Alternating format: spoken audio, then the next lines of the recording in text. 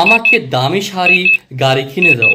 যদি আপনি মাঝে মধ্যে স্ত্রীকে নিয়ে হুট খোলা রিকশায় এই শহরটা একটু ঘুরে বেড়ান, পুরো সংসারের কাজ করার পরেও আপনার স্ত্রী বলবে না আমার কষ্ট হচ্ছে।